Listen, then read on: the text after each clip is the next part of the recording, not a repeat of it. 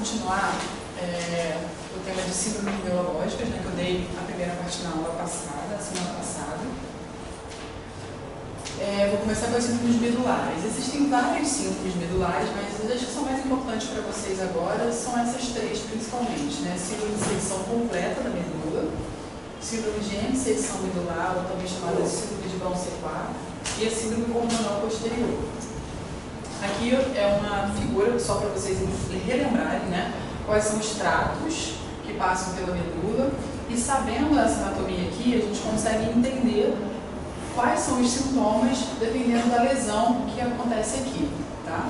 Então não precisa decorar qual é o achado da síndrome hormonal posterior, não precisa decorar qual é o achado da síndrome de Brown-Séquard, é só lembrar esse desenho simples aqui, tá? Então aqui é o cordão posterior da medula e pelo cordão posterior passa a via do tato epicrítico, que é o tato discriminativo, tato fino, né? A propriocepção, que é a noção de posição segmentada, a noção do corpo no espaço, e a sensibilidade vibratória. Então, lesões que acometam o cordão posterior vão causar alterações nessas modalidades. Esse aqui é o trato córtico-espinhal, né, bilateralmente. É a via piramidal, que vai cruzar lá no bulbo, né, na pirâmide bulbar. E aqui o tato espinotalâmico. O tato espinotalâmico, ele cruza assim que ele chega na medula. O tato epicrítico, sensibilidade vibratória e propriocepção, cruza lá em cima do bulbo também. A sensibilidade dermoálgica, que caminha no trato espinotalâmico, ela cruza assim que chega na medula. Isso é importante a gente saber para a gente entender a sintomatologia. Então, síndrome de secção medular completa, o que vai acontecer é uma lesão completa dessas vias. Todos esses tratos vão estar lesados, causando alterações abaixo do nível da lesão. Então, para a gente caracterizar, a gente tem que entender que a síndrome de secção medular, a gente pode estar avaliando o paciente numa fase aguda, ou seja, logo no início da lesão, ou numa fase crônica. A fase crônica vai mostrar para a gente as alterações que a gente mais conhece, que é anestesia abaixo do nível da lesão, hiperreflexia, porque é uma síndrome piramidal, e paralisia espástica. Isso é o clássico da lesão medular. Mas se a gente estiver vendo o paciente na fase aguda, que pode durar dias a semanas, o paciente pode apresentar anestesia, arreflexia e paralisia flácida. Essa fase aqui aguda ela é chamada de choque medular, que não se sabe exatamente por que acontece, mas pode durar dias a semanas. Então, se você tem um paciente com uma história que sugira uma lesão medular, mas que está numa fase aguda, ele não vai se apresentar com os sintomas clássicos da síndrome medular. Tá? Então, num paciente que tem síndrome medular, ou seja, uma síndrome de piramidal, o paciente vai apresentar aqueles sinais que eu já falei na aula passada, mas é só para relembrar. O clonus, né? Que são contrações rítmicas involuntárias que acontecem depois que a gente faz uma distensão forçada da musculatura ou do tendão, e o clonus ele pode ser pesquisado no punho, na patela ou no aquileu. Vou mostrar uma foto mais para frente. O paciente vai ter hiperreflexia, hipertonia elástica e os sinais piramidais, né? Hoffman, Tromner, Babinski e os sucedâneos, que são esses aqui, eu mostrei todos eles na semana passada. Tá?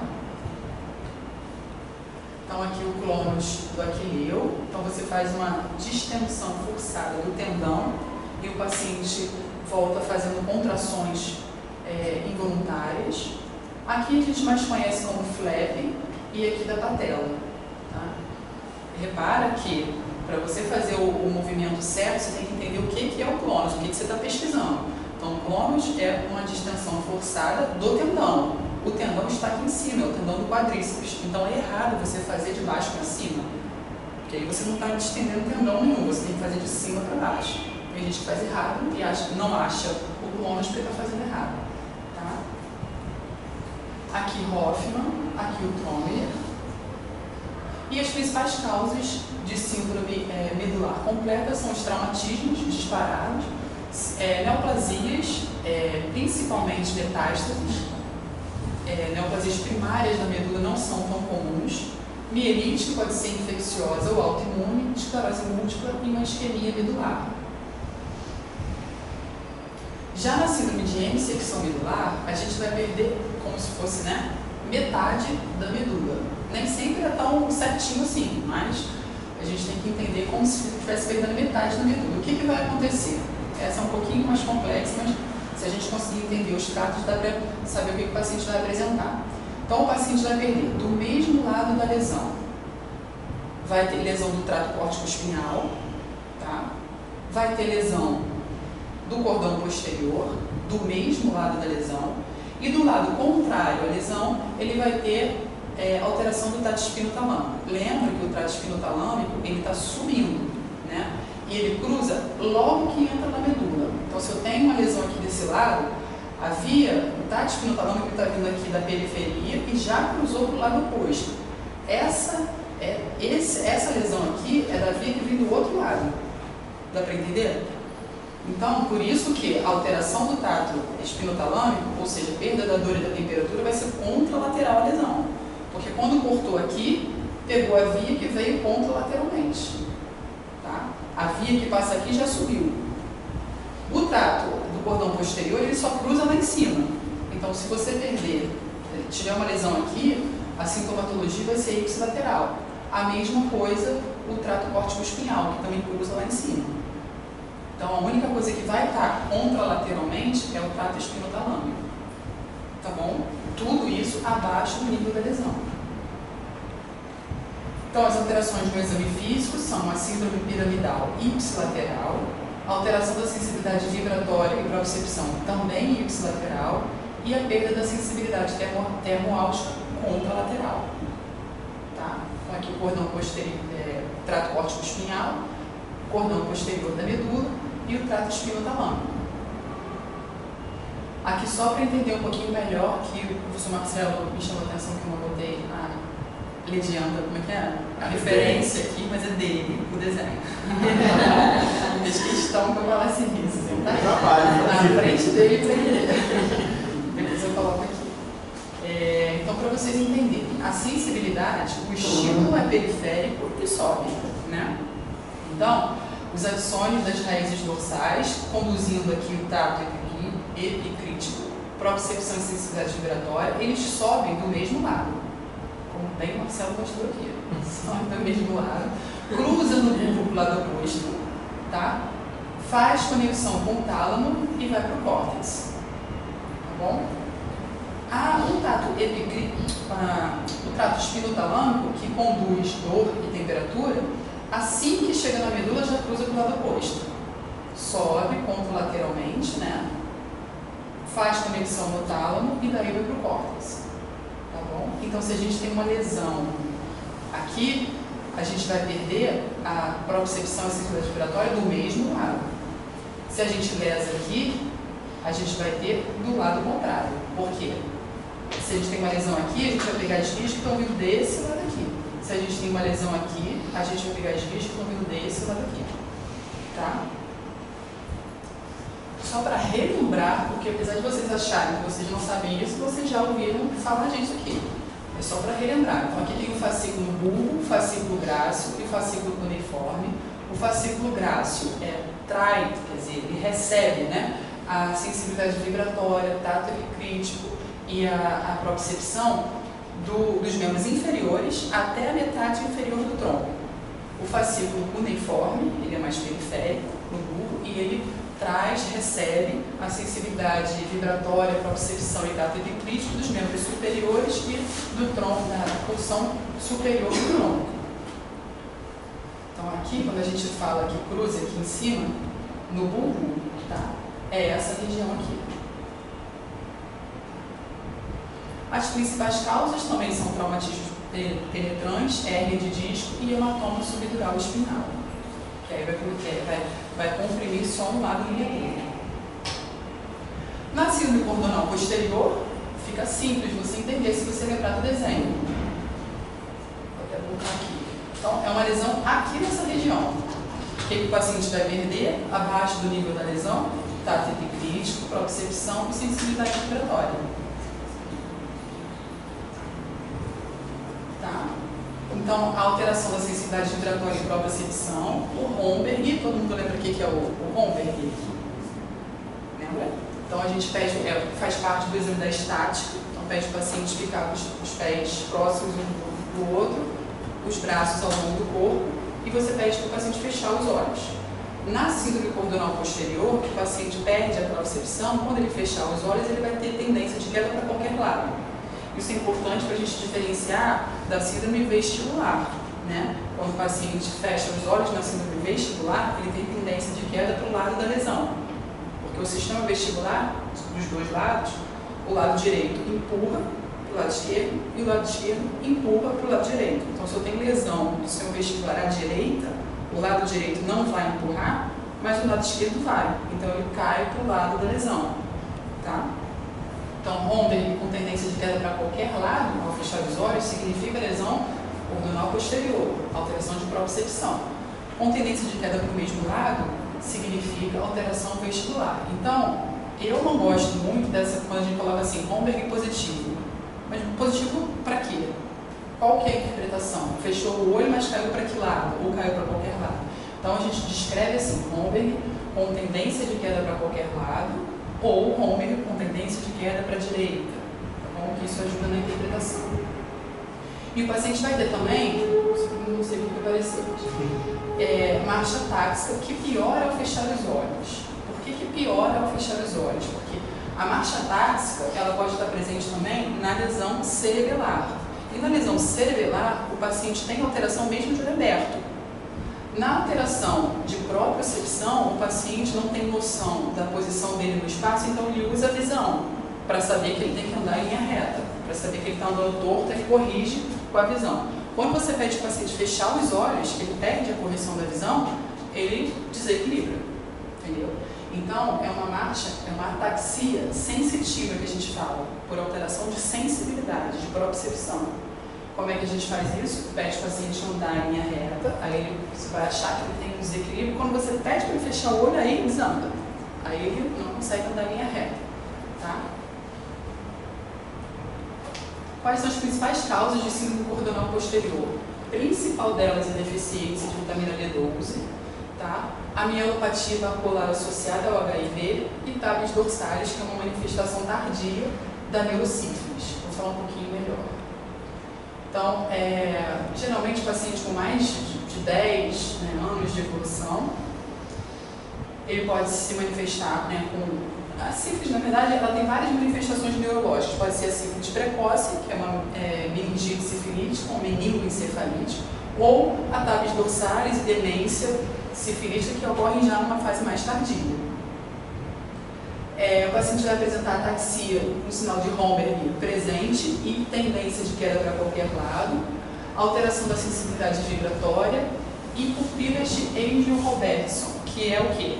Isso é clássico da neurosífilis, tá? O paciente apresenta no reflexo fotomotor, está alterado, ele não tem o reflexo fotomotor, mas quando você faz o reflexo de acomodação, a pupila contrai.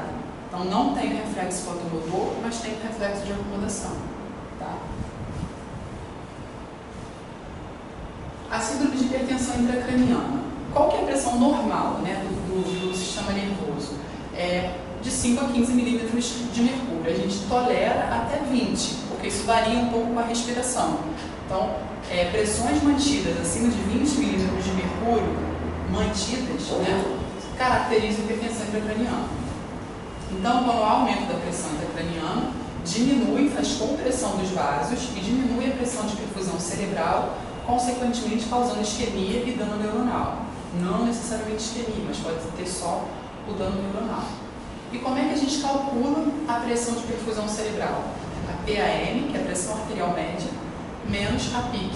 O ideal, né, é que o paciente esteja com um catéter para medir pressão arterial de forma invasiva e um catéter no ventrículo para medir a pressão intracraniana.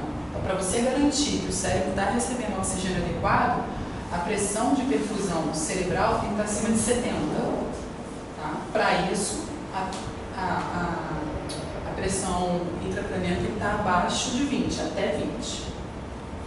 Então, o paciente apresenta a cefaleia, que é pior pela manhã, os vômitos em jato, que não são vômitos em jato, são vômitos sem náusea, tá? Porque as pessoas acham que vômito em jato é aquele vômito Não é esse aqui. Deixa bem claro que não é esse. É o vômito que não tem náusea. Ele não tem nenhum aviso de que vem. A tríade de Cushing, que é caracterizada por bradicardia, hipertensão e arritmia respiratória, que geralmente ela está presente mais nas fases mais avançadas, tá? E é difícil você ter as três coisas, mas quando tem, você caracteriza como tríade de Cushing. O edema de papila, que é o sinal mais característico, mas ele pode não estar presente no início. Então, se você não tem edema de papila, você não pode dizer que não tem hipertensão intracraniana. Tá? E rebaixamento do nível de consciência. A tríade clássica é cefaleia, vômitos em jato e edema de papila, mas nem sempre os três estão presentes juntos. As principais causas são AVC isquêmico extenso, abscesso e tumor, as meningoencefalites, encefalopatias metabólicas, como insuficiência hepática, uremia, né? E trombose de seio venoso. Aqui uma imagem lembrando dos seios venosos, né? Seio sagital superior, seio reto, seio occipital, aqui é a confluência dos seios. Aqui, né, como se estivesse abraçando o cérebro, o seio transverso dos dois lados. Aqui o seio reto, o seio transverso. Quando a gente tem trombose desses seios, há extravasamento de sangue e aí pode cursar com hemorragia e isquemia, e aí causando hipertensão intracraniana.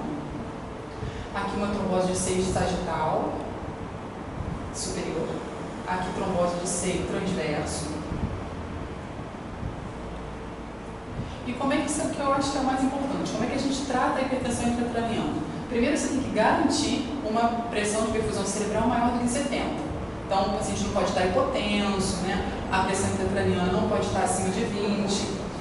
Drenagem de líquido por ventriculostomia. Então, se você faz uma imagem, o paciente tem sinais de hipertensão intracraniana, está indicado você colocar, quer dizer, um neurocirurgião, mas você faz, chama um neurocirurgião para ele colocar um catéter, de preferência no ventrículo, mas tem outras formas de a gente medir a pressão intracraniana, como, por exemplo, na intraparenquimatosa.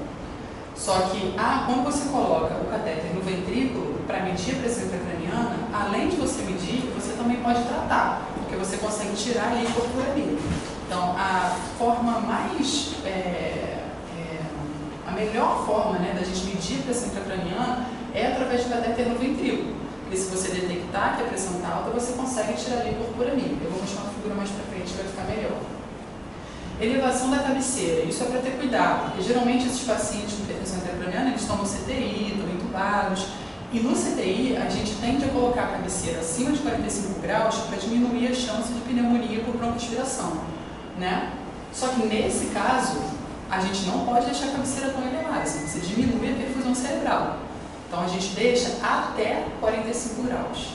Então no CTI, geralmente nos casos gerais, você coloca acima de 45 graus a cabeceira. Se o paciente tem hipertensão intracraniana, você não pode deixar acima, tem que ser até 45 graus. Isso daqui que é uma das medidas mais eficazes, né? É fazer salina ou solução hipertônica. O que a gente mais consegue, mais rápido, é o manitol, mas existem vários tipos de salina, 3%, a 15%, a 16%. Tá? E qual que é a diferença? O manitol, além de ser mais disponível, né, ele pode ser feito para acesso periférico. Já a salina hipertônica, como ela é muito concentrada, ela pode causar flebite. Então, o ideal é que se faça um acesso central. Tá? O manitol, ele também tem uma ação diurética, que a salina hipertônica não tem. O que isso significa? O paciente, por exemplo, tem insuficiência cardíaca e evolui por algum quadro neurológico, hipertensão intracraniana, você vai dar preferência a usar o manitol. Porque se você usar salina, você vai aumentar o volume circulante dele, mas não vai botar para fora. O manitol não. O manitol vai aumentar o volume circulante, vai puxar o líquido do parênquima cerebral, mas também vai botar para fora. Mas, por exemplo, no paciente que tem uma hipertensão intracraniana secundária a uma hemorragia subaracnoide, que a gente sabe que tem risco de fazer vasoespasmo, e o tratamento do vasoespasmo é hiperidratação, você não vai fazer manitol. E se você fizer manitol, você vai diminuir o volume circulante, favorece o paciente a ter vasoespasmo. Então, nesse caso, você vai usar salina hipertônica, porque além de você estar puxando o líquido do parênquima, você está mantendo o líquido dentro do vaso, prevenindo o importante da gente saber em quais situações a gente vai usar o manitol ou a salina hipertônica. Um cuidado muito importante quando a gente está usando essas substâncias hipertônicas é o sódio. Aí as pessoas perguntam, até quando a gente vai fazer o manitol? Até quando a gente vai fazer a salina hipertônica? Até manter uma osmolaridade sérica de 310 ou o sódio até 156. Não pode passar disso. E se acontecer isso, como é que a gente trata? A gente sabe que o tratamento da hipernatremia pode ser feito com solução hipotônica, soro a 0,45, soro glicosado, ou, dependendo da gravidade, água livre pela sonda, água livre oral. No caso do paciente com hipertensão intracraniana, se ele evolui com hipernatremia, a gente não pode fazer solução hipotônica, porque se fizer a solução hipotônica, aumenta o extravasamento de líquido, né, de sangue para o cérebro. Então você está, em vez de você estar tratando a hipertensão intracraniana, você está piorando a hipertensão intracraniana. Então, nesses casos, o que a gente faz é água livre pela sonda. Então, cuidado no paciente com hipertensão intracraniana que tem hipernatremia, não pode fazer solução hipotônica. A gente trata com água livre pela sonda. O corticoide a única indicação é nos casos de neoplasia. Hemorragia subaracnoide, hematoma intraparenquimatoso, AVC isquêmico, não tem indicação de fazer corticoide. Muito pelo contrário. O corticoide, ele inibe, dificulta a cicatrização. Então, se você faz corticoide no paciente com AVC isquêmico, por exemplo, você está diminuindo a cicatrização do parênquima cerebral. Então, é contraindicado, só nos casos de neoplasia. A sedação com os barbitúricos, para quê? Para diminuir o metabolismo cerebral. Então, os barbitúricos que a gente usa, venosos, né, é o pentobarbital e o tiopental. O problema dos barbitúricos é que eles causam muita instabilidade hemodinâmica. Então, geralmente, quando você começa o barbitúrico, você tem que começar junto uma nora, né? E eles se depositam no tecido adiposo. Então, quando você quer desmamar e começar a tirar essas medicações, elas demoram muito para sair, principalmente no paciente obeso, tá? Porque tem muita lipossolubilidade. Desculpa, minha casa o corticoide por causa de neoplasias, para toxoplasmose também vale? Para toxoplasmose também vale. Hipertensão no início do quadro, sim. Bem lembrado. Tá? Isso aqui, na verdade, eu coloquei assim, só porque as pessoas têm mania de fazer corticoide para paciente com AVC isquêmico que evolui com desvio da linha média. Não se faz, entendeu? A indicação de corticoide não é para tratamento da hipertensão intracraniana em geral, são só nos casos selecionados. E como que a gente mais vê? É AVC isquêmico, AVC hemorrágico, né? A gente vê muito esse erro. As pessoas passam no corticoide para qualquer caso de hipertensão intracraniana, não é. Você pode piorar a evolução do paciente, entendeu? O hemorrágico também não. O hemorrágico também não. Porque, por esse motivo que eu te falei, você diminui a cicatrização, você inibe a cicatrização. Então, você inibe a recuperação do tecido, do parênquima cerebral, entendeu? Então, só neoplasia e neurotoxoplasmose, por exemplo. Tá? Hiperventilação. A hiperventilação ela não é uma medida, vamos dizer assim, permanente. Por exemplo, o manitol ele tira o líquido do parênquima cerebral. A hiperventilação transitória é uma forma de fazer vasoconstrição do sistema nervoso central, mas ela não é permanente. Tá? E se você fizer hiperventilação transitória, reduzindo a pressão de CO2, você pode atrapalhar a ventilação pulmonar também. Então, isso é uma medida transitória. O paciente, você está lá com a pique, né? Subiu a pressão intracraniana. Você pode fazer ali por um período a hiperventilação transitória, depois você volta à ventilação normal. Tá? Então, não é para ficar o paciente lavando o CO2 ali direto, não. E em casos selecionados, quando não responde à terapia conservadora, que a gente chama, aí fazer uma hemicraniectomia descompressiva. Porque você tira a calota craniana e você permite que o cérebro expande, né, o seu volume sem causar aumento da pressão intracraniana. Tá bom? Então, as medidas que são mais eficazes são a osmoterapia, tá bom? E a ventriculostomia. Então, se você tem sinal, né, de hipertensão intracraniana, vai fazer um exame de imagem, tá? E você vai seguir essas medidas aqui, Proteger a via aérea, né, se o paciente tiver uma escala de forma de Glasgow abaixo de 8. Monitorizar a respiração. A osmoterapia, a dose, né? Essa figura eu coloquei para a gente lembrar da dose. O manitol é feito a 0,25 gramas por quilo e você pode deixar de manutenção de 4 em 4 horas ou de 8 em 8 horas, mas sempre acompanhando a osmolaridade e o sódio. Tá? Não é para deixar o manitol direto, não, tem que estar acompanhando o sódio. Sedação, intubação e a ventilação e bloqueadores neuromusculares, né? Se for refratário. Hipotermia e os barbitúricos, que diminuem o metabolismo cerebral. E se não responder a isso aqui, tem que chamar o neurocirurgião para fazer uma craniectomia descompressiva. Tá? Então aqui só para a gente entender como é que é feita a derivação ventricular externa. Então o cirurgião ele calcula, né? Isso é feito no CTI mesmo, à beira do leito, não precisa ir para centro cirúrgico não. Então ele calcula 9 centímetros acima da sobrancelha, tá? Foi? Mentira, de fazer isso. É claro, 9 centímetros aqui, 2,5 centímetros para o lado, e aí você está exatamente em cima do ventrículo lateral. Tá? Já é colocado um catéter ali ao nível do forame de Monro. Não sei se vocês já viram pacientes com PAM, já viram que você tem que colocar o 0 no nível do coração?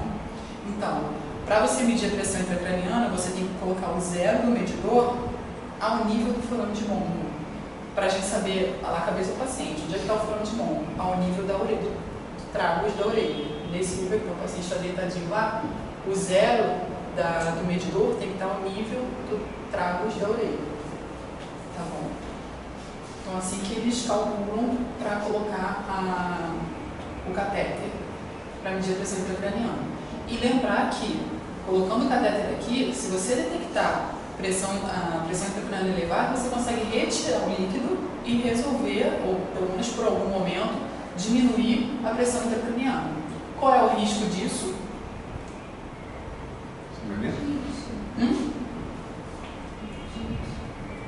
Nesse caso aqui, ventriculite. Mas é isso aí. É infecção aqui do ventrículo. Tá?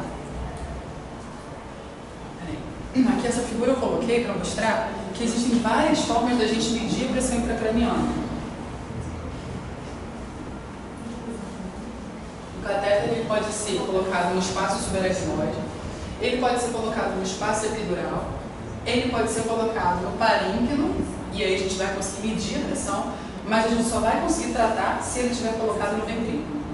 Nessas outras localizações, não tem como você tirar o líquor, assim, até tem, mas não vai resolver.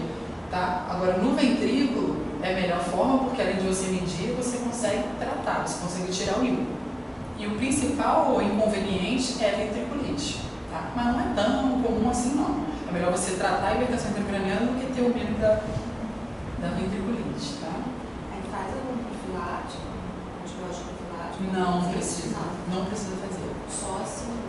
Não precisa fazer, porque se você fizer antibiótico profilático, você pode estar até aumentando a resistência, na verdade, das bactérias. Você tem o risco de fazer ventriculite não é tão grande assim para que indique você fazer tratamento profilático, entendeu? Até porque o objetivo não é manter por muito tempo, é você resolver logo aquela hipertensão intracraniana.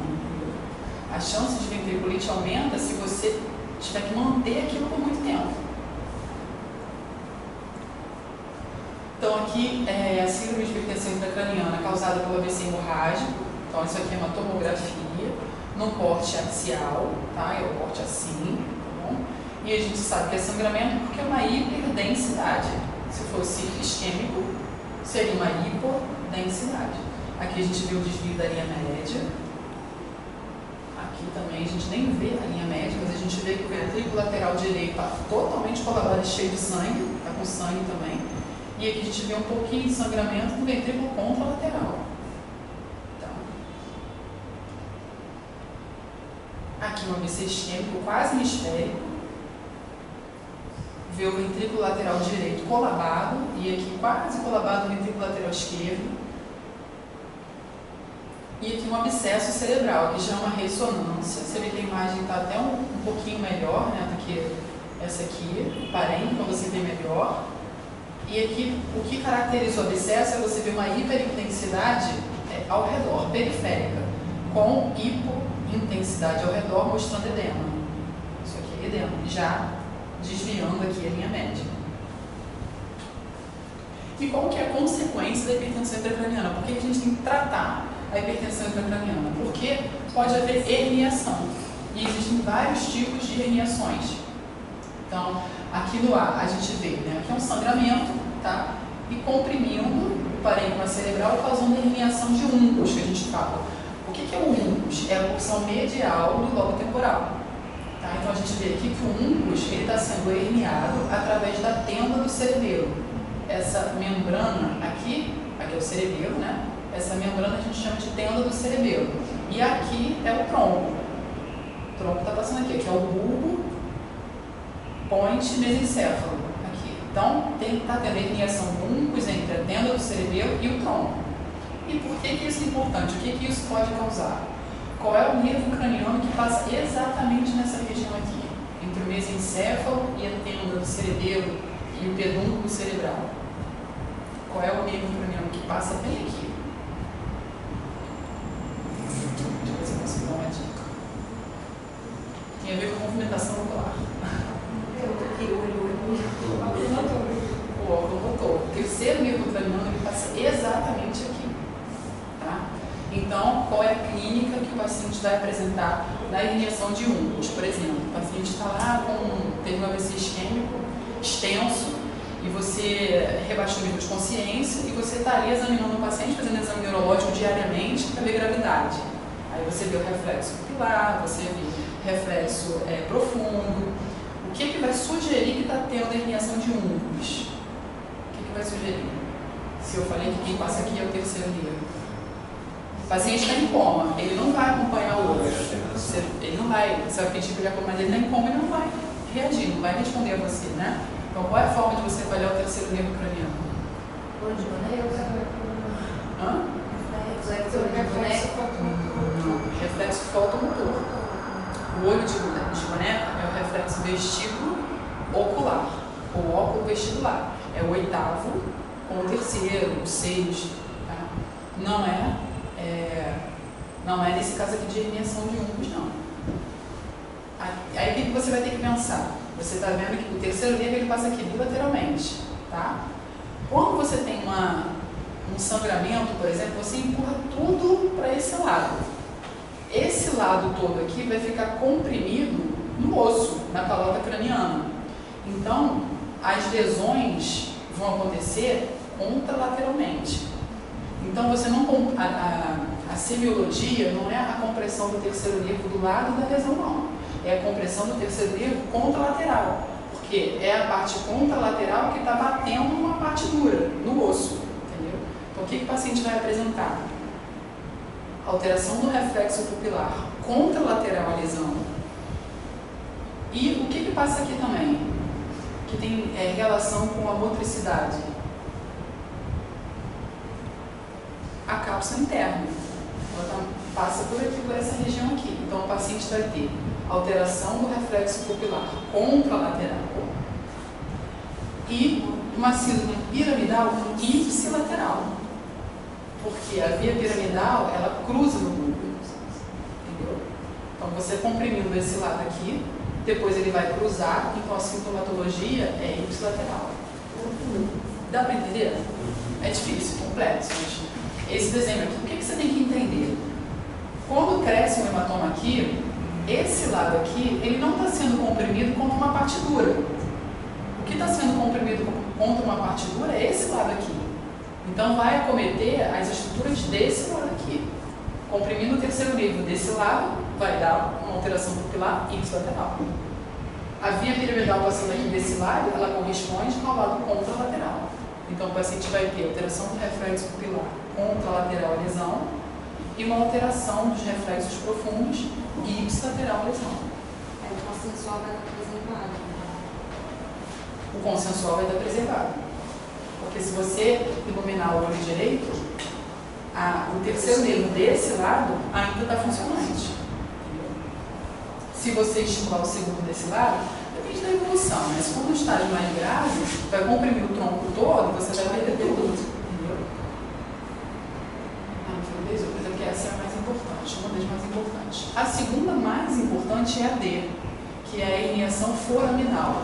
O cerebelo hernia pelo forame magno. E o que vai acontecer?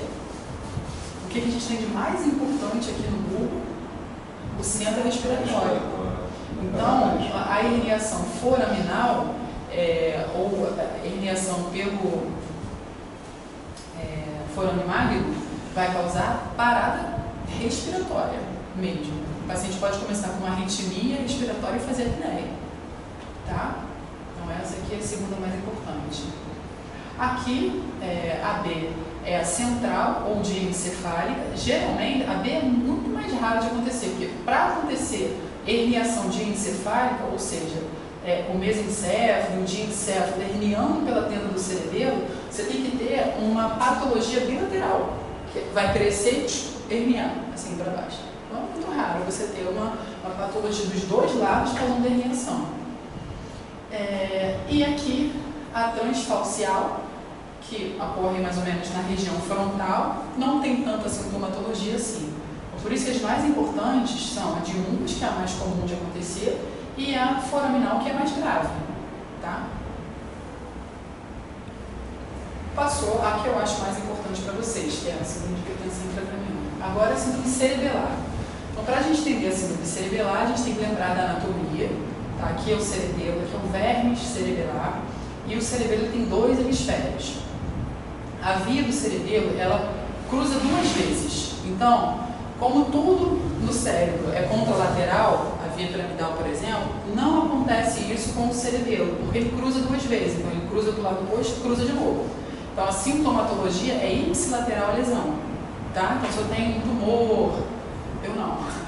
Se alguém tem um tumor, uma isquemia desse lado, do lado esquerdo, por exemplo, o paciente está assim, né? O cerebelo aqui, a lesão vai ser, a alteração vai ser do lado esquerdo. Se você tem, o paciente tem uma lesão no hemisfério cerebelar direito, a sintomatologia vai ser à direita. E aqui no meio, eu não coloquei, mas mais ou menos nessa divisão aqui, tem o nódulo flóculo nodular, que ele está relacionado com a motricidade. Então, lesões nessa região vão causar nistagmo, por exemplo. Então, qual é a função do cerebelo? Fazer o tônus muscular, a coordenação e o equilíbrio. Alterações nos hemisférios cerebelares vão causar sintomatologias apendiculares. Então, alteração da própria dedo do nariz, alteração da própria calcanhar-joelho.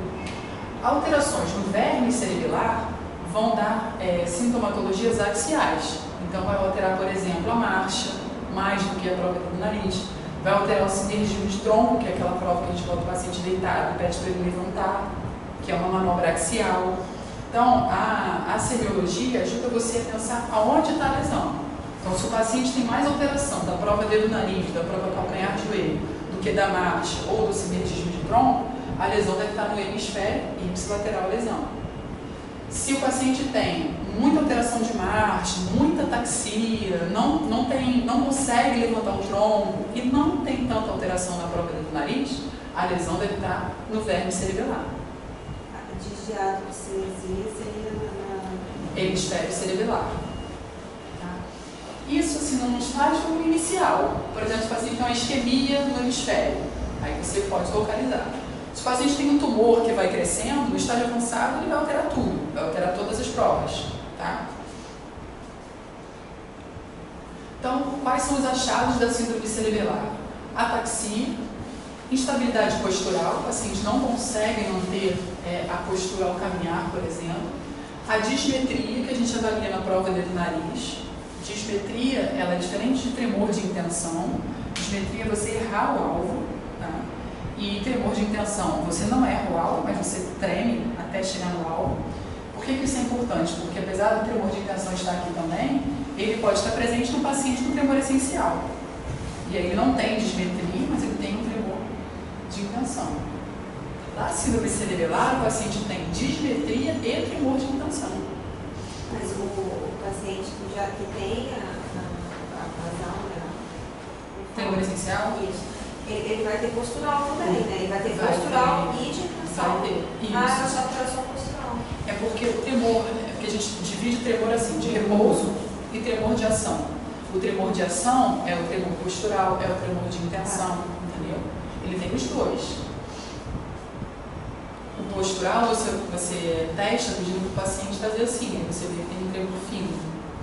Isso aqui, as pessoas também confundem, isso daqui não é tremor de repouso.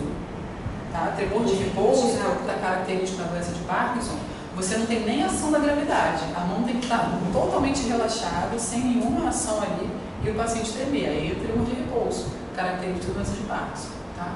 Isso aqui é tremor postural. Ou seja, você está submetendo o paciente a uma postura. Entendeu? Tremor de intenção, que é quando chega no alvo. Digiadococinesia, que é a alteração dos movimentos alternados. O fenômeno de rebote. O fenômeno de rebote, deixa eu fazer para vocês. É do soco, né? É. Do soco na cara. Você pede. Deixa eu comprar essa para ficar comigo com o rosto, não. Se você pede para o paciente puxar a sua mão, só que você tem que estar com a mão aqui. Para se certificar, você pede para o paciente olhar para lá. Puxa a minha mão, pode puxar. E aí, mas assim, puxa minha mão. E eu vou soltar. Quando eu soltar, se o paciente não tiver lesão cerebelar, ele vai conseguir frear a mão, como ela freou, tá vendo? Por que eu coloco a mão aqui? Porque se o paciente tiver lesão cerebelar, ele não vai frear a mão. Ele vai, tomar um soco na cara dele mesmo, entendeu? Então você tem que botar a mão aqui, esse é o fenômeno de rebote. Você puxa, pede para o paciente puxar e solta. Você viu que ela parou antes, tá?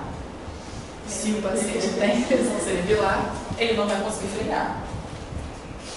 A fala expandida, que é aquela fala arrastada, hipotonia muscular e o estalo. Então, esses aqui são as causas da síndrome cerebelar. E quais são as causas da síndrome cerebelar?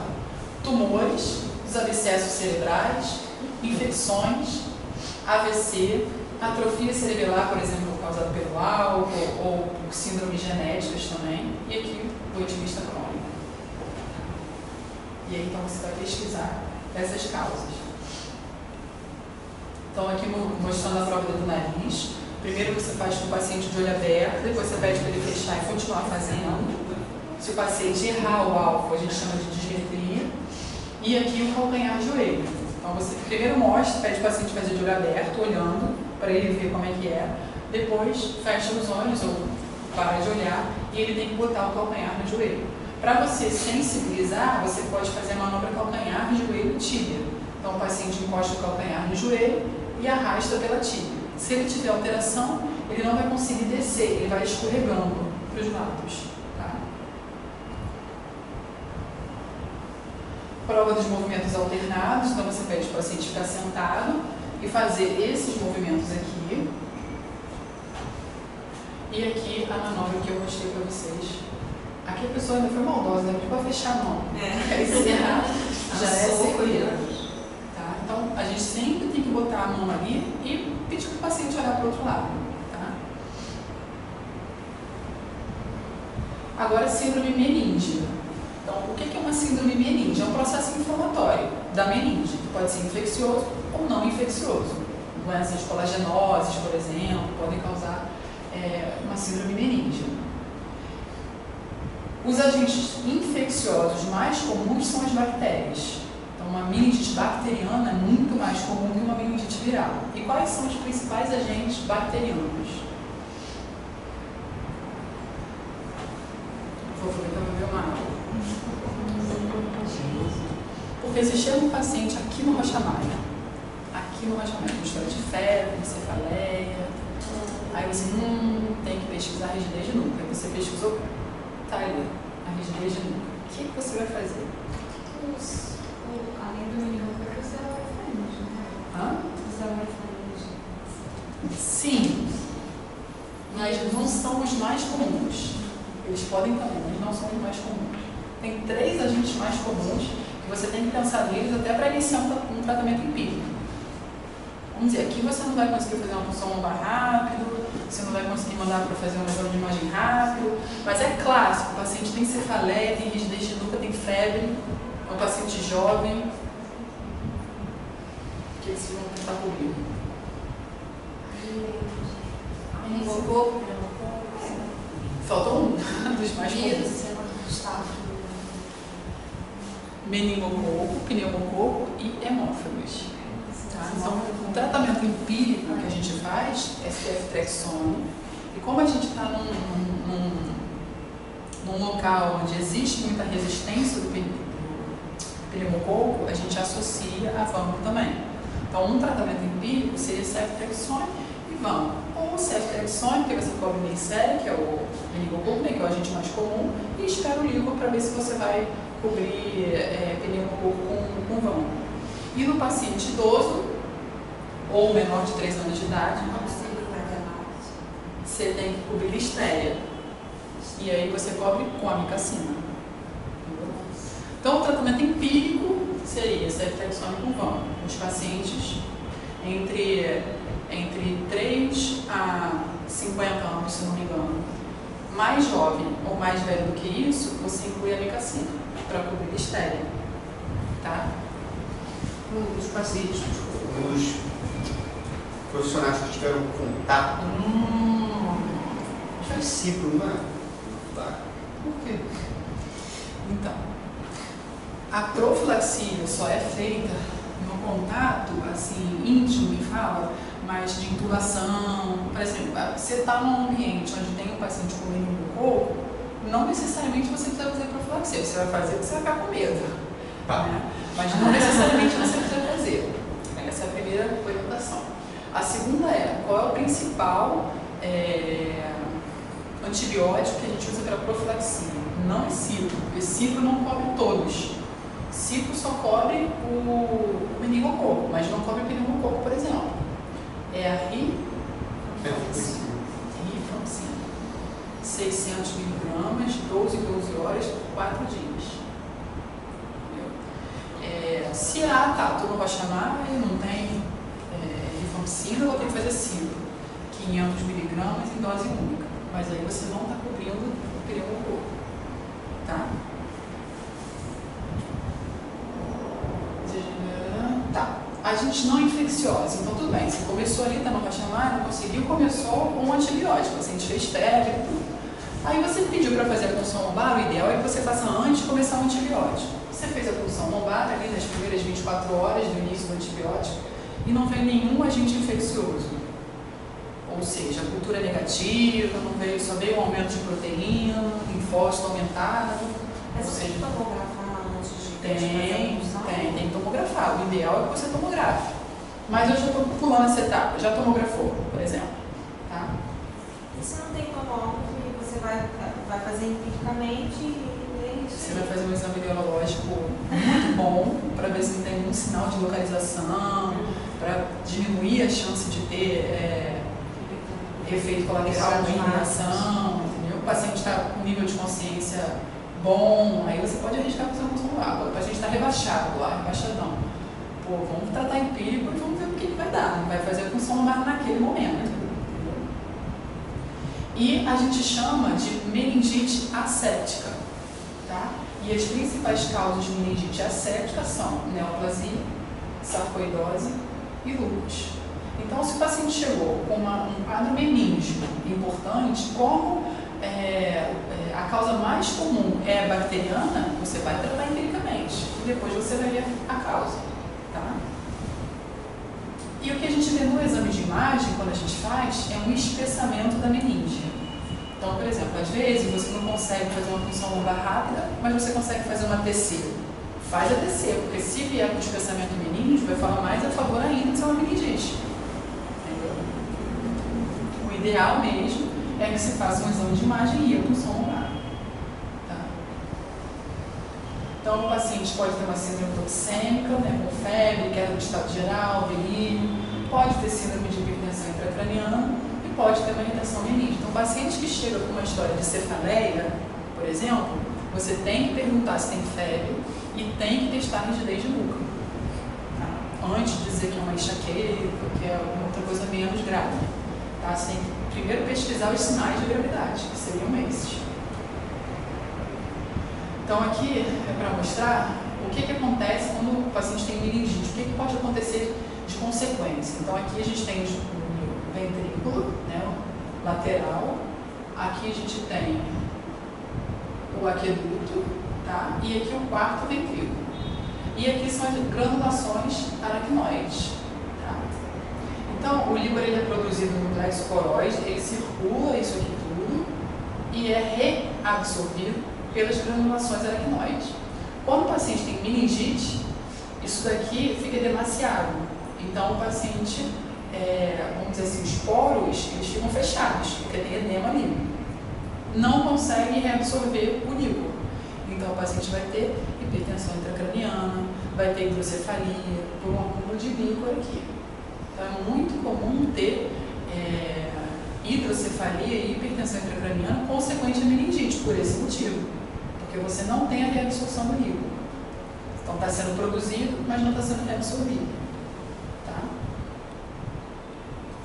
Então o que a gente pesquisa quando você suspeita de síndrome meningite? A rigidez de nuca.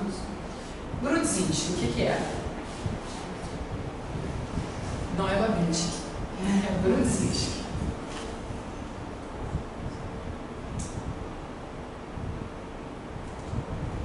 Não lembro. Não é um negócio que quando você levanta a perna, a nuca, assim? É o contrário.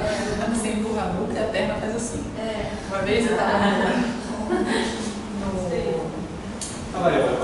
no CTI, e aí o paciente chegou, tinha história de rebaixamento do nível de consciência, que eu nem lembro, mas acho que ele era HIV positivo.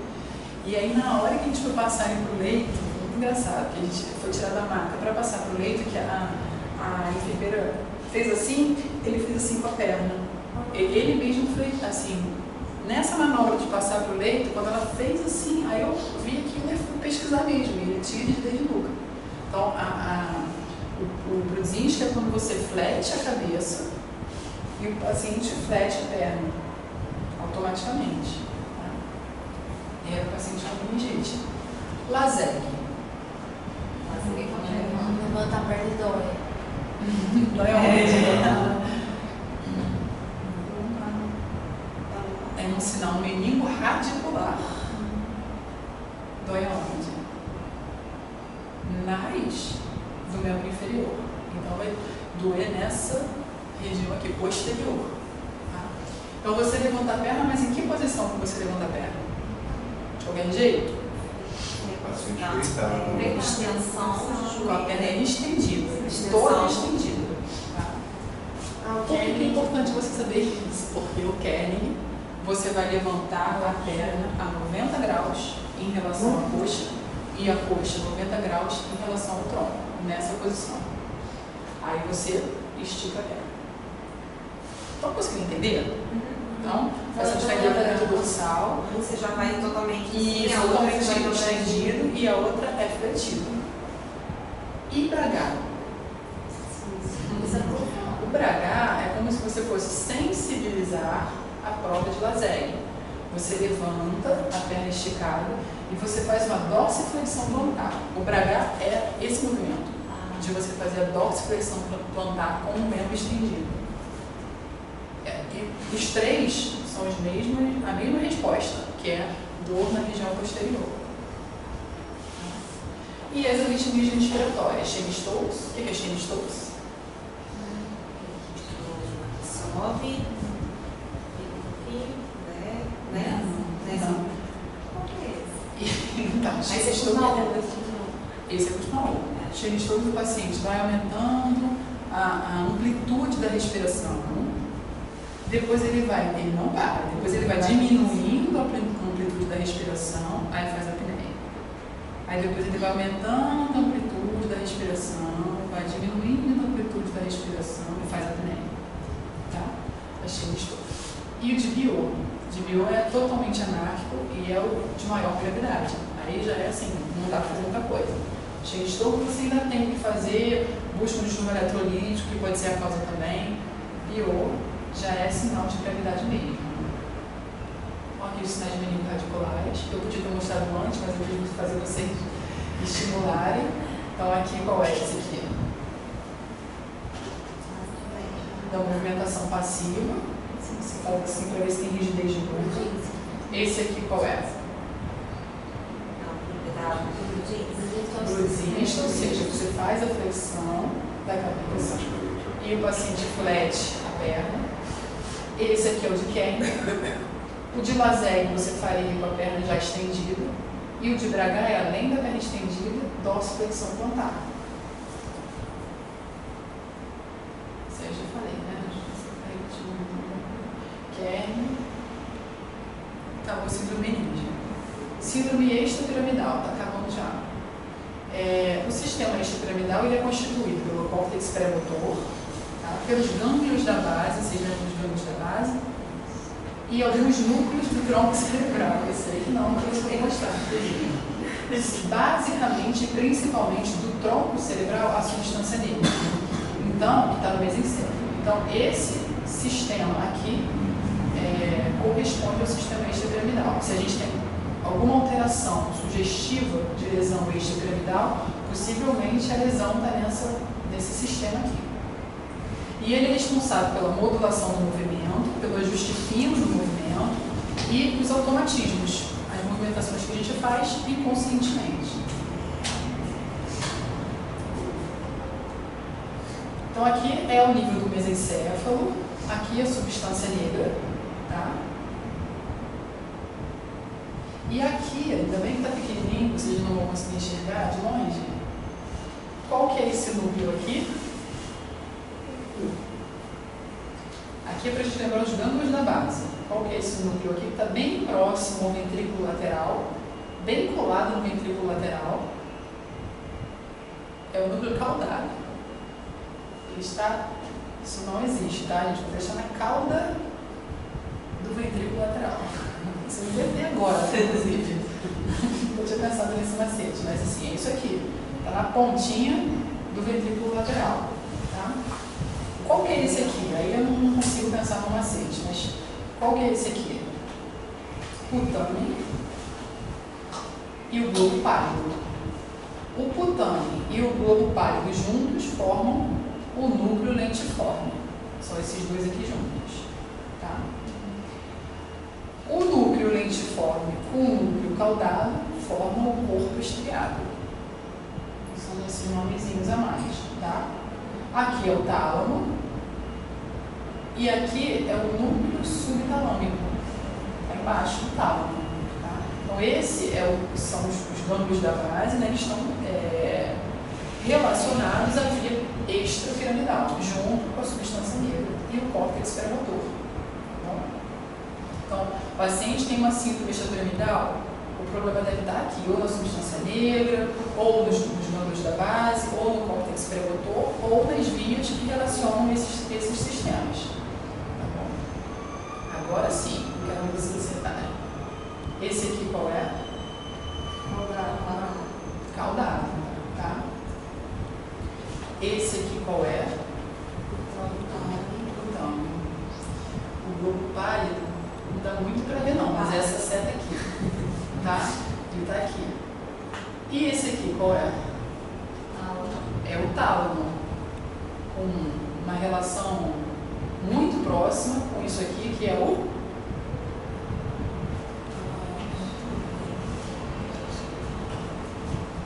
terceiro ventrículo, tá?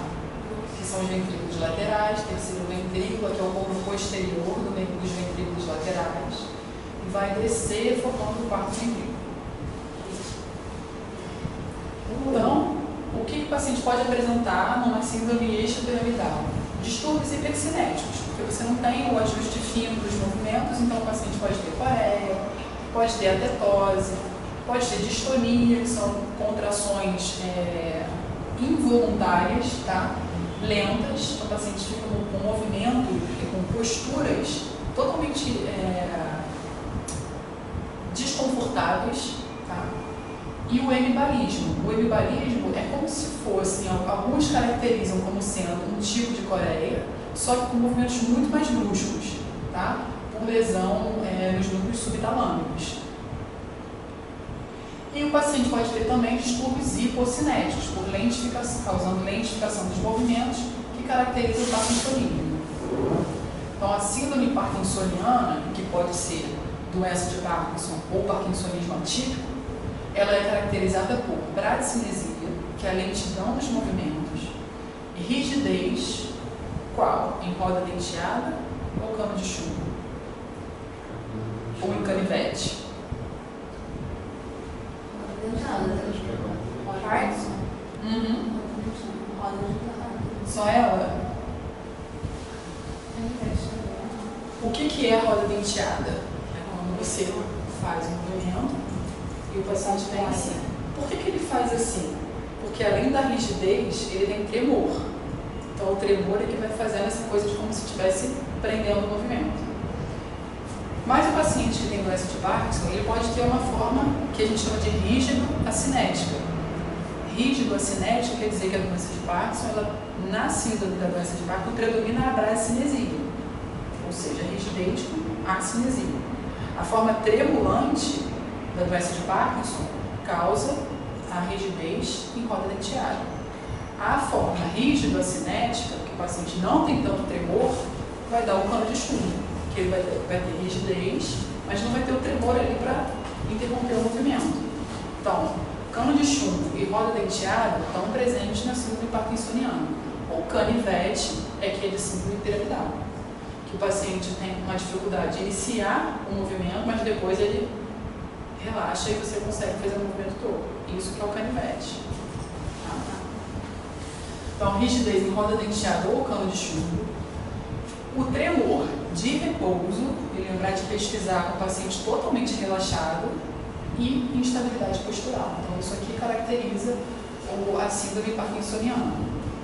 Então, a festinação, né, ela é na extrapiramidal mesmo? É na extrapiramidal. Mas não é uma dificuldade de começar e depois vai, ou é de interromper? Sim, mas aí não entra nessa... Porque não é de tônus, a festinação não é tônus. Essa coisa de ter dificuldade no início do movimento é na avaliação do tônus, depois ele relaxa. A festinação é o paciente que tem muita rigidez e ele anda assim. Ou então quando ele passa numa parte mais estreita, o familiar sempre relata, não, meu pai quando passa pela porta ele trava, ele não quer passar. Não é que ele não queira passar, é que isso, ele tenta andar mais rápido e ele não consegue. Aí ele trava. Isso que é a festinação, entendeu? Ou ele está sentado, para iniciar o movimento ele também está travando. Isso é característico também de síndrome extrapiramidal dos parkinsonismos. Então, quando você vê um paciente com essas características aqui, que não precisam estar todas presentes, você vai ter que pensar num parkinsonismo típico, que é a doença de Parkinson, e você vai pensar num paciente com mais de 50 anos, por exemplo. Num paciente jovem, você tem que excluir o uso de medicação, tá? Neuroléticos, por exemplo, a quetiapina, o Aldol, uso de placebo também. E os casos atípicos, doença de Wilson, paralisia supranuclear progressiva, e aí são várias outras síndromes neurológicas muito mais raras, degeneração corticobasal, atrofia de múltiplos sistemas, mas aí são coisas bem mais raras. Tá? Para vocês, o mais importante é o uso de neuroléticos e placebo, que é muito comum, e a doença de Parkinson no paciente idoso. Uma coisa comum também que pode dar parkinsonismo são essas medicações para vertigem, Maderin, Meclin. Às vezes o paciente idoso começa, tô tonto, aí passa um Meclin para ele, daqui a pouco ele está lá com tremor de repouso. Então tem que investigar causas medicamentosas também, antes de dizer que o paciente tem doença de Parkinson. Tá? Então aqui só para a gente memorizar mais uma vez o sistema extrapiramidal, núcleo caudado, tálamo, butano, globálido, substância negra e os núcleos subtalâmicos, aqui abaixo do tálamo, tá bom? E os ventrículos laterais. Então, a doença de Parkinson, que é a principal síndrome extrapiramidal, é a principal causa de parkinsonismo, paciente acima de 50, 55 anos, e qual que é a fisiopatologia, né? Principal? Existem vários sistemas envolvidos, mas a principal é a substância negra, que está no mesencéfalo, ela produz dopamina. A dopamina inibe corpo estriado. A ação normal da dopamina é inibir o corpo estriado. O corpo estriado, que é o trutânio mais o caudado, ele produz acetilcolina. Normalmente ele produz acetilcolina. Calma que isso vai dar um nó, mas preste atenção. A acetilcolina, ela inibe o córtex premotor. A acetilcolina é um neurotransmissor inibitório. Quando o paciente tem lesão da substância negra, que é causa da doença de Parkinson, ele não produz dopamina. A dopamina não vai inibir o corpo estriado. E aí o corpo estriado vai produzir muita acetilcolina. E aí a acetilcolina em excesso vai inibir o córtex premotor. Aí o paciente fica bradicinético, não consegue controlar o movimento. Essa que é a fisiopatologia da doença de Parkinson. Tá? Uma das formas de explicar. Foi fácil de entender? Então, os sintomas clássicos da doença de Parkinson são assimétricos, de progressão lenta, o tremor de repouso e bradicinesia. Como é que a gente pesquisa a bradicinesia? A gente pede para o paciente fazer esse movimento com os dedos, tá? E para os membros inferiores, a gente pede para o paciente sentado bater com o pé no chão, assim, sentado. Quando ele tem bradicinesia, ele diminui a frequência de batidas e a amplitude, vai ficando cada vez mais. E a mesma coisa aqui, ele começa assim, daqui a pouco ele... só que de forma assimétrica, entendeu? Então assim que a gente pesquisa a bradicinesia. Uma outra forma é pedir para o paciente fazer assim. Ele faz assim rápido, daqui a pouco ele diminui a amplitude, diminui a frequência. Marcha em pequenos passos, então o paciente começa a andar assim, olhando para o chão. Rigidez em roda denteada, na forma tremulante da doença de Parkinson. Na forma rígido-acinética pode ser o cano de chumbo. Reflexos tendinosos, força muscular e sensibilidade preservados. Isso não faz parte da substância negra, dos núcleos da base, não faz parte. Então isso aqui está normal. A instabilidade é sinal tardio da doença. Isso é importante porque se tiver no início da doença, a gente vai pensar em parkinsonismo atípico. Essa seja uma da neurologista, para ele investigar. Paciente que chega, doutor, eu comecei há menos de um ano com uma lentidão, mas estou caindo muito. Estranho. Na doença de Parkinson isso não acontece. Na doença de Parkinson a instabilidade é mais lá com mais de 5 anos de evolução. Que aí o paciente pode começar a ter instabilidade. E o principal diagnóstico diferencial é com o tremor essencial e o tremor cerebelar, que a gente já falou um pouquinho. O tremor essencial é um tremor de ação, que você pesquisa pedindo o paciente fazer assim, pode ter tremor de intenção. E o tremor essencial, isso aqui é uma coisa que é bom vocês saberem, né? Os pacientes acabam se aproveitando disso, porque o tremor essencial, ele melhora com o uso de álcool. Então, uma coisa que a gente tem que perguntar na anamnese é: você bebe? Bebe. Quando você bebe, você percebe melhora do tremor? Você percebe se você treme menos? Às vezes o paciente relata que sim. Eu tremo muito, eu tomo uma tacinha de vinho, meu tremor diminui. Isso é característico do tremor essencial. Tá? Mas tem que deixar bem claro que esse não é o tratamento. Então a pessoa não precisa se aproveitar disso. Tá? E o tremor cerebelar, que é um tremor mais de intenção, associado à dismetria, associado à digiadococinesia, a outros achados. Então aqui o paciente com a face parkinsoniana, isso aqui está exagerado, tá? Mas ele não fica com essa cara de mal, mas ele fica com uma cara em máscara, que a gente fala, sem expressão facial. O paciente com doença de Parkinson, ele fica todo lentificado. Ele tem constipação intestinal, porque o intestino está diminuído, a motricidade intestinal está diminuída, ele tem disfagia, porque a deglutição está lenta, e ele tem diminuição da expressão facial também. Aí, uma face em máscara, que a gente fala. O tremor de repouso, que ele é característico de contar moedas, o paciente fica fazendo assim esse movimento. E a síndrome demencial, que eu acho que é a última. Então, a síndrome demencial, o paciente tem perda das funções cerebrais cognitivas. Então, tem alteração da memória, tem alteração da linguagem, dificuldade de reconhecimento de familiares, por exemplo. alteração do raciocínio, do cálculo. A principal causa, né, em pacientes maiores de 50 anos é a doença de Alzheimer, e ela ocorre por acúmulo de proteína tau e beta-amiloide no cérebro, causando toxicidade, causando dano neuronal. Existe aqui pra gente um teste diagnóstico de doença de Parkinson?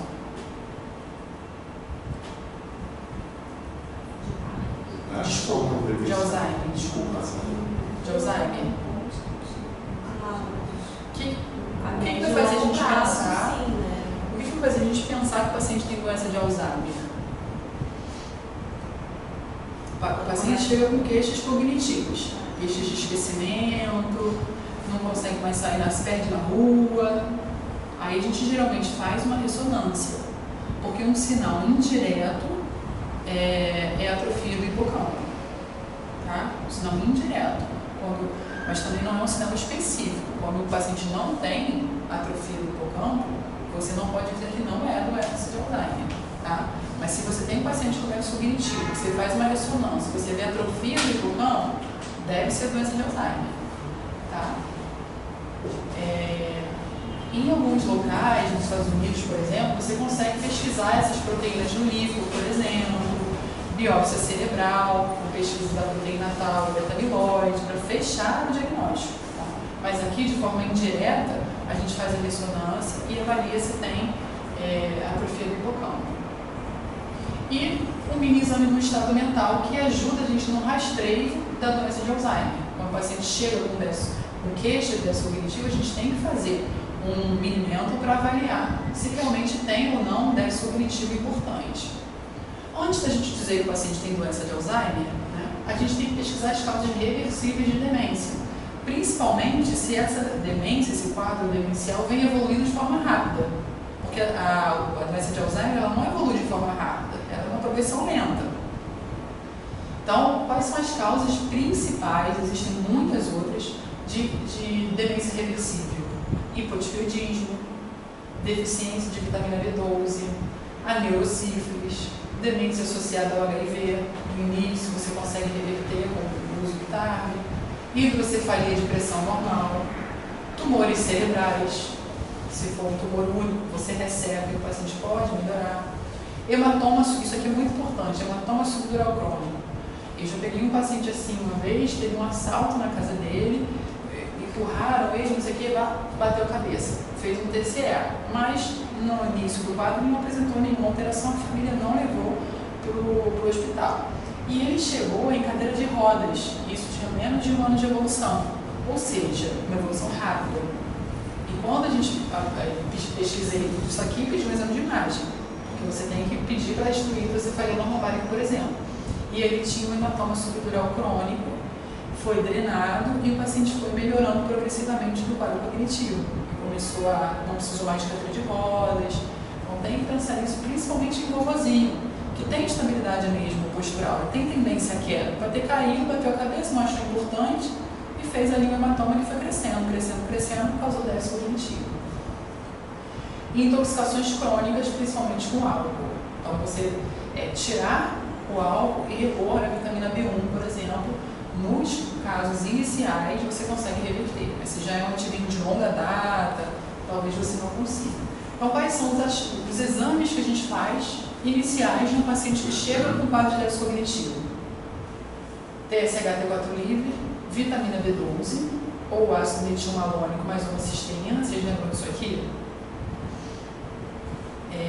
Isso aqui serve para a gente diferenciar uma anemia, por exemplo, normo-normo, que seja por deficiência de B12 ou deficiência de ácido fólico, né? Macrocítica. Então, o paciente tem uma anemia macrocítica, as principais causas são deficiência de B12 ou deficiência de ácido fólico, é a principal. Então, a gente dosa no sangue o ácido metilmalônico e a homocisteína. A homocisteína está aumentada tanto na deficiência de B12 quanto na deficiência de ácido fólico. Mas o ácido metilmalônico ele só está alterado na deficiência de B12. Então, às vezes, na anemia macrocítica, por exemplo, a vitamina D ainda não está alterada, o ácido fólico ainda não está alterado, mas você já tem alteração do ácido metilmalônico e da homocisteína. Então é importante, no local onde você tem condições de fazer, além de você dosar a vitamina B12, você pedir o ácido metilmalônico e a homocisteína, tá? Que ajuda você a fazer o diagnóstico. VDRL, para a gente fazer o diagnóstico de neurosífilis, anti-HIV e TC de crânio sem e com contraste depois. Sem contraste para você ver sangramento.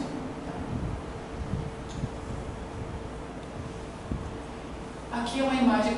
Isso é importante também. O paciente, quando o paciente tem hidrocefalia normorbárica, o que a gente tem que avaliar? O que vai fazer a gente pensar numa hidrocefalia normorbárica? Além do déficit cognitivo, o paciente tem alteração da marcha e alteração esfincteriana, incontinência urinária. Então, o paciente que chega com déficit cognitivo, você tem que avaliar a marcha do paciente, você tem que perguntar sobre o controle esfincteriano, que essa tríade caracteriza a hidrocefalia de pressão normal, hidrocefalia normorbárica. E no exame de imagem, o que a gente vê é um aumento do ventrículo que não é proporcional à atrofia cortical. Então, você vê um aumento, pediu um exame de imagem, um aumento do ventrículo, automaticamente você tem que avaliar o córtex. Se o aumento do ventrículo não for proporcional ao aumento dos sulcos, isso deve ser uma hidrocefalia normorbárica. Você só vai confirmar com a punção lombar medindo a pressão do líquor. Se a pressão estiver normal ou levemente aumentada, é uma hidrocefalia normorbárica. Isso a gente diferencia da hidrocefalia ex vácuo, que é um aumento ventricular, mas que é proporcional a uma atrofia cortical. Ou seja, o paciente idoso que tem muita atrofia do córtex vai atrofiando tanto de fora para dentro quanto de dentro para fora. E aí causa um aumento de ventrículo. Isso aqui não adianta você funcionar, não adianta você tirar líquor, não adiantar nada. Nesse caso aqui adianta. Você faz uma punção lombar, mede a pressão, se a pressão estiver aumentada, você fecha o diagnóstico de hidrocefalia e tem que retirar líquor. E o paciente melhora com a retirada de líquor. É o que a gente chama de TAP teste. Você tem que tirar em torno de 40 ml de líquor. E aí o paciente começa a melhorar. A principal melhora que a gente vê é na marcha. Então, o que a gente faz, o protocolo que a gente faz é avalia a marcha do paciente antes, faz a punção lombar com retirada de 40 ml de líquor e avalia a marcha logo após, 2 a 3 horas após. Se tiver melhora da hidrocefalia, quer dizer, melhora do sintoma, melhora da marcha, você pode indicar uma derivação ventrículo-peritoneal. Tá? Então é colocado um catéter aqui no ventrículo e desce para o peritônio. Isso aí o neurocirurgião faz, mas ele só vai fazer se você fizer o TAP teste antes e houver resposta do TAP teste. Aqui só para mostrar como é que é feito o minimento. Acho que vocês lembram, mas na prática de vocês não vão fazer, mas só para relembrar. Então o minimento ele é dividido em orientação, registro de dados, atenção e cálculo, memória e linguagem. Então, orientação, a gente pergunta o dia, o mês, o ano, a hora aproximada, pergunta ao paciente se ele reconhece o local que ele está, endereço, o andar, a cidade e o estado. Na retenção ou registro de dados, você tem que falar 3 palavras que não tenham relação entre elas. Por exemplo, não serve papel, caneta e lápis, por exemplo, porque são palavras que uma lembra da outra. Então você está facilitando, né? Então você tem que falar palavras aleatórias, né? Então, vaso, carro, janela. Atenção em cálculo. Você pede para o paciente contar 100 menos 7. Eu não gosto de fazer isso, porque às vezes o paciente não tem estudo suficiente, vai ficar difícil às vezes para o paciente, né, fazer. Então eu prefiro pedir para o paciente soletrar a palavra mundo de trás para frente, da última letra para a primeira. Você vai dando pontuação para cada letra que ele acerta, um total de 5 pontos. Aí depois você pede para ele repetir as 3 palavras: vaso, carro, janela. Na linguagem, pede para nomear, mostra uma caneta, mostra um relógio, pede para ele nomear, um ponto para cada. Repetir a frase, nem aqui, nem ali, nem lá. Obedecer a ordem. Aí você dá um papel para o paciente e explica para ele. Você vai pegar o papel com a sua mão direita, dobrar no meio uma vez e colocar sobre a mesa. Você tem que dizer uma vez, apesar de não estar aqui, Porque uma característica, por exemplo, dos pacientes com doença de Parkinson, por exemplo, é o que a gente chama de perseveração. Ele fica fazendo o mesmo movimento várias vezes. E aí, quando você pede para o paciente dobrar a folha ao meio, ele fica dobrando a folha várias vezes ao meio. Entendeu? Então, você fala, dobra a folha ao meio uma vez e coloca em cima da mesa. Um ponto para cada comando desse. E você não pode repetir, você fala uma vez e pede para o paciente fazer. Ler e obedecer, feche os olhos. Então você pega uma folha, escreve grande, feche os olhos. Você tem que ler o que você está lendo, o que você está vendo, e fazer o comando.